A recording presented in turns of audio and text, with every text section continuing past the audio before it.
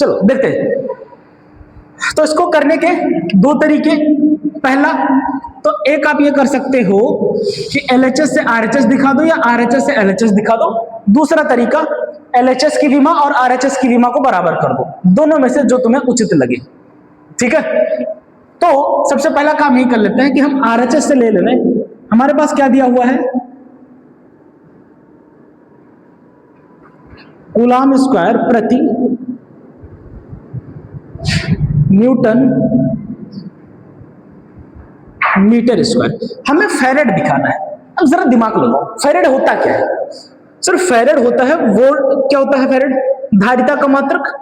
और C बराबर क्या होता है? Q/V, यानी आवेश प्रति वोल्ट। ठीक, आवेश के नीचे क्या मिलेगा आपको? वोल्ट, यानी कूलाम प्रति वोल्ट आप कह सकते हो। क्योंकि Q बराबर आपने देखा हुआ है CV, तो C बराबर आ जाएगा Q/V, यानी कि कूलाम प्रति वोल्ट। यानी अगर कूलाम के नीचे वोल्ट आ जाए तो अपना काम हो जाएगा। तो चलो आ जाओ जरा इधर लगाते हैं दिमाग अपना कुछ। तो ये कूलाम स्क्वायर है, तो इसको क्या लिखो? कूलाम गुणे कूलाम, ठीक है, बटे में न्यूटन, ठीक है ना, इनटू में मीटर स्क्वायर। बहुत ध्यान से एक एक स्टेप समझते चलना। अब जो एक कूलाम है उसको नीचे लेके आओ। सर नीचे क्यों लाना है? जस्ट अभी समझ आ जाएगा। इसको ले आओ न्यूटन प्रति कूलाम इनटू में मीटर स्क्वायर, ऐसे रहने दो। अच्छा मीटर स्क्वायर को भी चाहो आगे लिखो। ऐसा मैंने क्यों किया? क्योंकि बटे का बटा पलट जाएगा तो कूलाम पलट के ऊपर आ जाएगा। और मैंने इसलिए ये लिखा क्योंकि E बराबर होता था F/Q, तो यहां से वैद्युत क्षेत्र आ जाएगा तुम्हारा। और जैसे वैद्युत क्षेत्र आएगा तो उसे हम क्या कहते हैं? वैद्युत क्षेत्र को E बराबर V/D लिखते थे ना। सॉरी, E बराबर क्या लिखते हैं? V/D लिखते हैं। तो V बराबर क्या होगा? E/D, और E का मात्रक न्यूटन प्रति कूलाम। और अगर न्यूटन प्रति कूलाम इंटू मीटर तो क्या हो जाएगा? न्यूटन मीटर प्रति कूलाम तुम्हारा वोल्ट आ जाएगा। न्यूटन प्रति कूलाम इंटू मीटर क्या आ जाएगा? वोल्ट आ जाएगा। तो इसको लिख लो,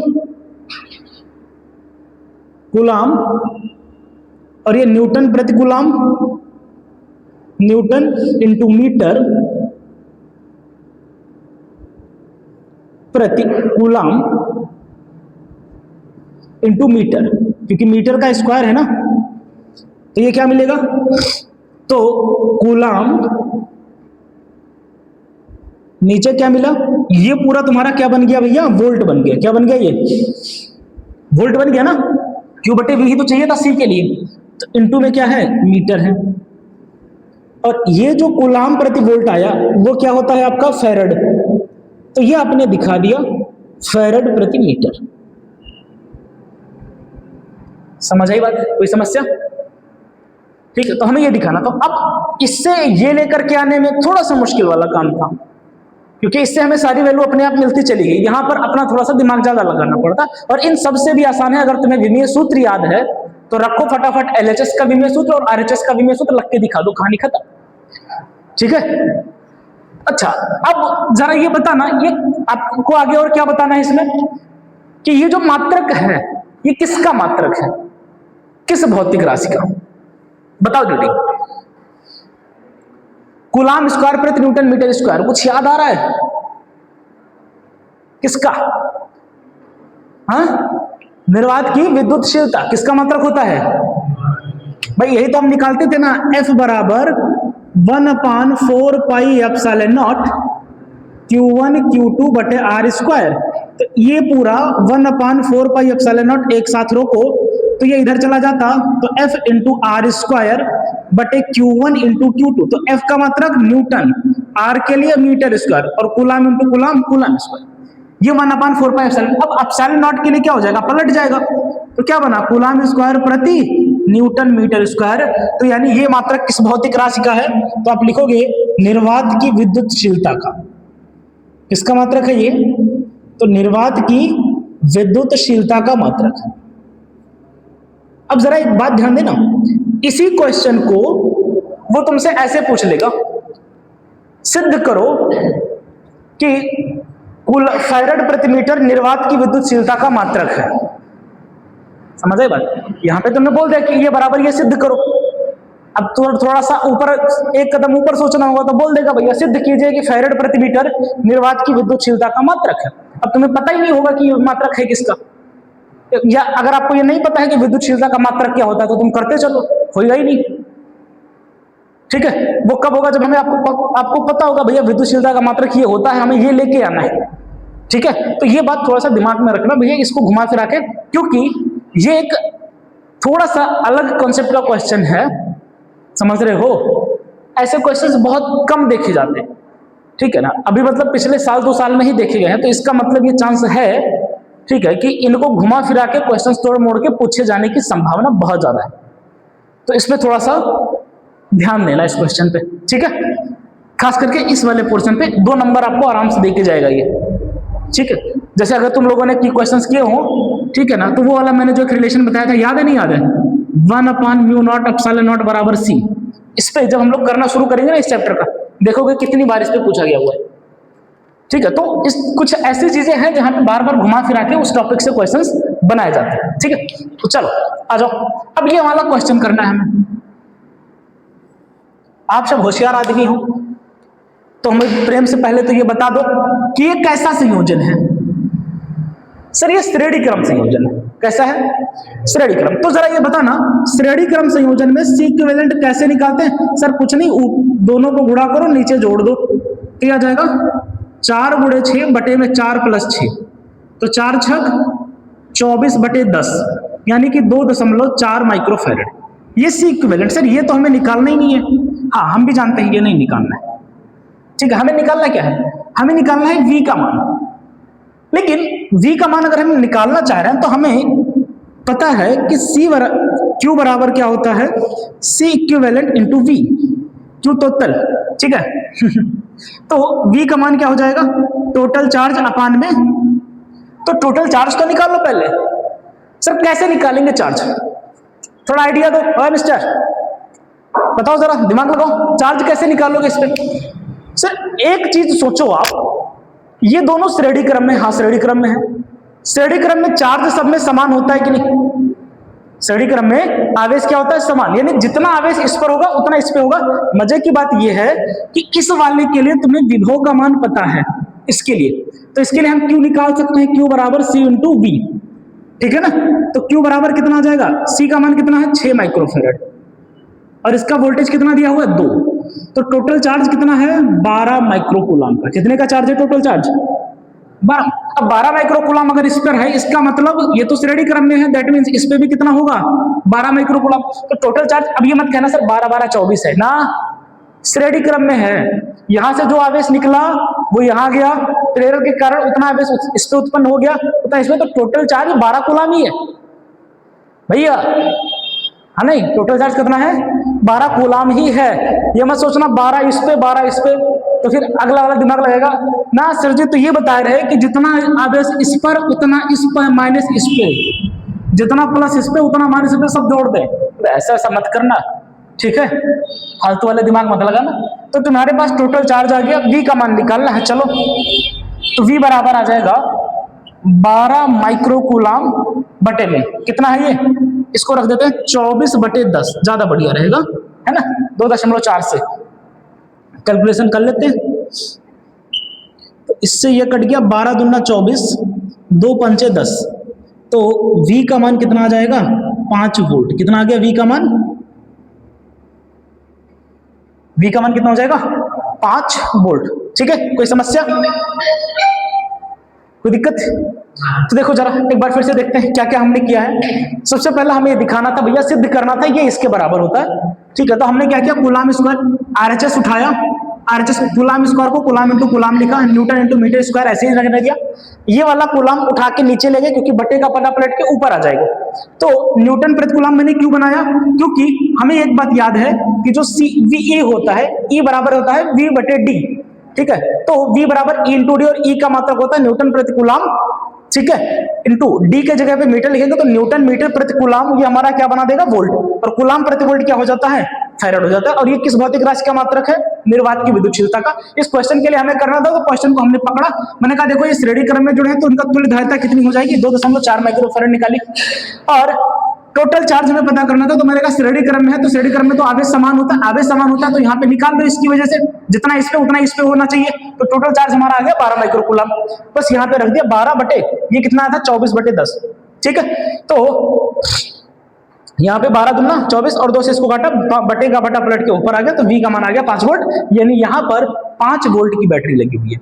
अब इसका मतलब ये कि अगर यहाँ पर 2 कूलाम चार्ज खत्म हुआ है, सॉरी 2 वोल्टेज यहाँ पे खत्म हुआ है, दैट मींस इस पे पोटेंशियल कितना होगा 3 वोल्ट का, ठीक है। अब आप चाहो तो वोल्टेज निकाल के भी इस पे देख लो, V बराबर कितना आएगा, V बराबर आ जाएगा कितना भैया, V बराबर क्या होता है Q/C, Q कितना है 12 माइक्रोकूलम और C कितना है 4 माइक्रोफैराड, देख लो ये कटा 4 तियां, तो 3 वोल्ट यहाँ 2 वोल्ट यहाँ, टोटल कितना हो गया 5 वोल्ट। एक तरीका ये भी था निकालने का, ठीक है। चलो छापो,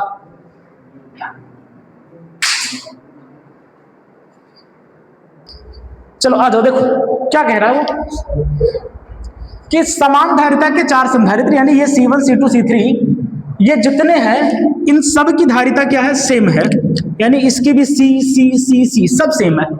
आगे कह रहा है इनको 20 वोल्ट श्रेणी क्रम में जोड़ा गया है, ठीक है, और 20 वोल्ट की बैटरी से जुड़े हैं, यानी ये आपकी बैटरी हो गई, और मध्य बिंदु O। अब एक बात यहां पे ध्यान देना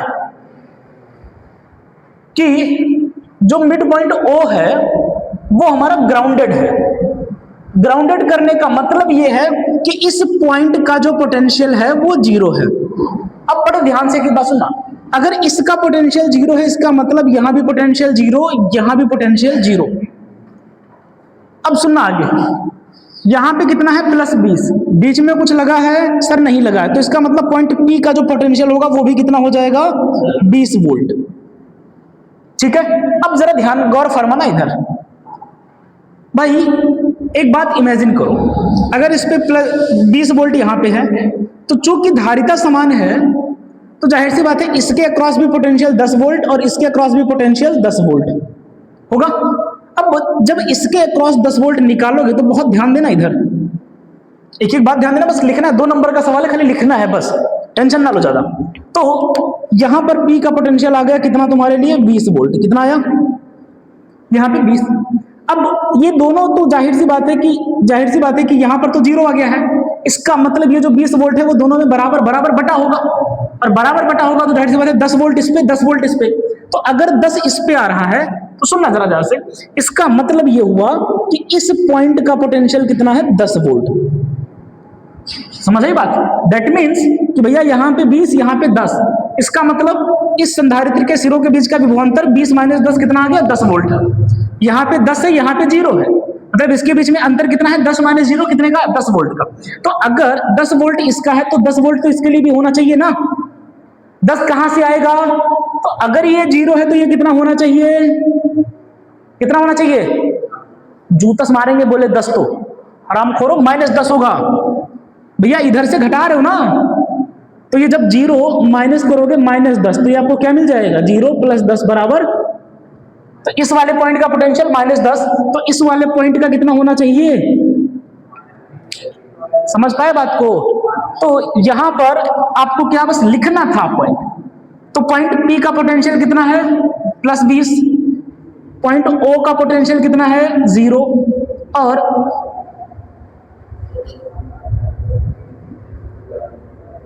यार कुछ गलत कर रहे हैं क्या अपन? है खामोश यार, कुछ गलत तो नहीं कर दिया? 20 वोल्ट की बैटरी है, उसका मतलब इसके प्लस ये वाला, यार कुछ गलत कर रहे हैं अपन यार, रुक जाओ, क्योंकि आप इसको 20 मान रहे हो, ये इधर तो ठीक है, अगर ये -20 आ जाएगा तो इन दोनों के बीच में कुछ गलती हो गई, रुक जाओ जरा यार, एक काम करते हैं, इसको प्लस है तो इधर रुक जाओ, इधर वाले को हमने 20 मान लिया, इधर वाले को हमने 0 ले लिया है, 1 मिनट रुक जाओ जरा, तो हमें ये 0 मेंटेन करके रखना है, ठीक है चलो। तो इस पॉइंट का पोटेंशियल 20 है, इसका कितना हो जाएगा, हमें इस पे 0 बनाना है ना, क्योंकि ये ग्राउंडेड है तो पोटेंशियल इसका 0 रहेगा। यार सही तो है, सही है यार, यहाँ पे कितना आएगा, सही है, टेंशन मत लो, V बराबर 0, तो पॉइंट Q का पोटेंशियल आ जाएगा -20 वोल्ट। ठीक है, यहाँ पे था -10 वोल्ट, तो वी ओ चूंकि ग्राउंडेड है तो उसका पोटेंशियल 0 और वी क्यू का मान आ जाएगा -20 वोल्ट। ठीक है, ये आपका जवाब होगा। क्योंकि अगर ये ग्राउंडेड ना दिया होता तो फिर थोड़ा और सोचना पड़ता अपने को। ठीक है, क्योंकि ग्राउंडेड दिया है दैट मींस ये फिक्स हो गया ना कि यहाँ पे तो 0 आएगा ओ पे, और हमें क्यू का तो पूछा भी नहीं, हमें किसका पूछा, केवल ओ का पूछा है और पी का पूछा, तो पी पे कितना है 20 वोल्ट है और ओ पे कितना होगा 0 होगा, क्योंकि ओ ग्राउंडेड है। ठीक, चलो छापो। हाँ बस, अच्छा इसका तो हो गया, एक मिनट ये भी देख लेते हैं, लगे हाथ ये भी देख लो। ये क्या कह रहा है कि 3 संधारित्र आपने जोड़े। अब पहले ये बता दो ये श्रेणी क्रम में है कि समांतर क्रम में। सुनो, जब कभी इस तरीके से उल्टा सीधा तारवार लिपटा मिल जाए तो जरा पॉइंट को नोटिस करना, यहां पर ए है तो बीच में तो कुछ लगा नहीं, दैट मींस ये वाला भी पॉइंट ए, ये वाला भी क्या है ए, ये वाला भी ए, ये वाला भी पॉइंट क्या है, क्योंकि बीच में तो कुछ लगा नहीं ना, सीधा तार है, तो जब सीधा तार है तो जितना पोटेंशियल यहां होगा उतना ही तो होगा। ठीक है, ऐसे ही यहां वाला पॉइंट क्या है बी है, यहां वाला भी बी, यहां वाला भी बी, यहां वाला भी बी। तो अब आप देखो 3 के तीनों कैपेसिटर कहां लगे हैं, ए और बी के बीच में। ये वाला भी लगा है ए और बी के बीच, ये भी ए और बी के बीच, ये भी क्या है ए और बी के बीच में। तो आपन को क्या करना है भैया, 2 पॉइंट बनाओ ए और बी और इनके बीच में 3 कैपेसिटर लगा दो।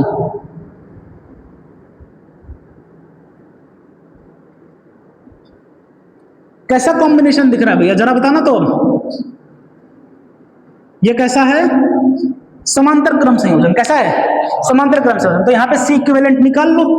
सी इक्विवेलेंट क्या हो जाएगा, 3 माइक्रोफैरड, 4 माइक्रोफैरड और प्लस में 5 माइक्रोफैरड। तो सी इक्विवेलेंट आ गया 5, 4, 9, 3, 12 माइक्रोफैरड। तो एक तो ये करना था, क्या बताना था, तुल्य धारिता और कुल संचित ऊर्जा। तो ऊर्जा U बराबर कितना होता है, हाफ CV², ये होता है। ठीक है, तो आ जाओ 1/2, सी का मान कितना है 12 × 10 की घात -6। ठीक है, और वी का मान 25। ठीक, तो 2 से काटा इसको 6, तो 25 छक्का 125 × 10 की घात -6 या 1.25 × 10 की घात -4 वोल्ट, सॉरी 4 जूल एनर्जी निकालनी है ना। क्या हो भैया, कोई गलती तो नहीं कर दिया कहीं पर। हाफ CV², सी है 12 माइक्रोफैरड, तो 10 की घात -6, 5 वोल्ट की बैटरी आपने लगा रखी है, तो वी का 25 है ना, 25 छक्का 150 होता है ना, सॉरी 25 छक्का 150, तो ये 1.5 आ जाएगा इंटू 10 की पावर -4 जूल। क्लियर, ठीक है, चलो छाप लो। और बाकी अगली क्लास में अपन लोग कुछ बाकी कल न्यूमेरिकल से करेंगे, सिर्फ और सिर्फ अपन फिजिक्स पढ़ेंगे कल। ठीक है।